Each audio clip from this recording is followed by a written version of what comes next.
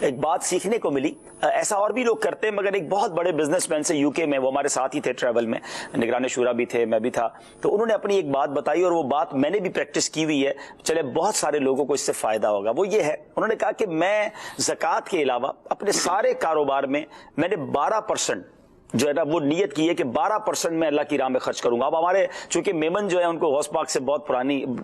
ایک وابستگی اور وارفتگی جو بھی کہیں، تو انہوں نے کہا یہ 12% جو ہے نا یہ غوث پاک کے نام پہ ہم نے رکھے۔ غوث پاک کا اصالِ ثواب ہے بیسیکلی تو غریبوں کی مدد یا نیکی کے کام میں۔ تو ان کا کہنا یہ کہ اب ہوتا ہے اس سے کیا فائدہ، کہتے ہیں کاروبار میں کوئی کمی نہیں آئی، اللہ نے برکت ڈال دی، کیونکہ یہ بیسیکلی تو اللہ سے کاروبار کہہ لیں یا اللہ کے راہ میں دینے کا ملٹیپلائی ہوتا ہے۔ لیکن اس سے فائدہ کیا ہوتا ہے مفتی صاحب؟ مثال کے طور پہ سال میں ہم نے حساب کیا کہ آپ نے 10 لاکھ روپے کمائے،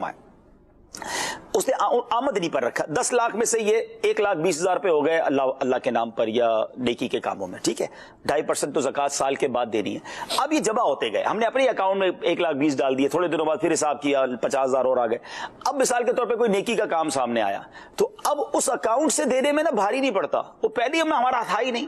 ہم نے اس کو رکھا ہی الگ اکاؤنٹ میں۔ تو ایسے جو لوگ کر لیتے ہیں نا کہ جیسے ہی کوئی نیکی کا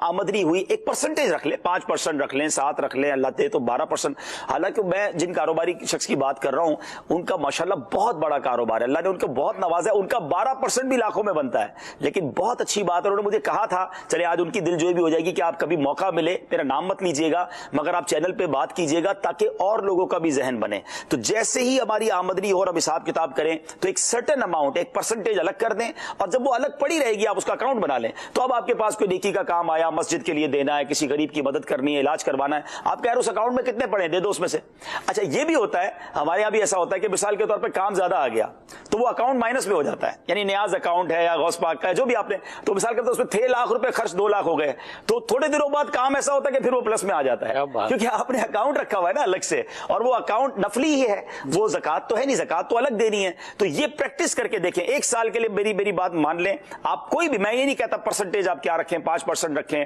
پنجتن پاک کی نیت کر لیں، آپ کے مال میں کمی نہیں ہونی ہے، اللہ نے بڑھا دینا ہے، اور آپ ڈیلی بیسس پر ماں باپ کی روح بھی خوش کر رہے ہوں گے۔ تو یہ وہ مشورے ہیں جو کچھ لوگوں نے کیے اور اس کا نتیجہ دیکھا انہوں نے، تو آپ بھی کر کے دیکھ لیں انشاءاللہ۔ اور حدیث پاک میں میرے آقا نے قسم اٹھا کر فرمایا کہ اللہ کی راہ میں خرچ کرنے سے مال کم نہیں ہوتا، تو یہ ملٹی پلائی ہی ہونا ہے۔ مجھے اپنی اور ساری دنیا کے لوگوں کی اصلاح کی کوشش کرنی ہے۔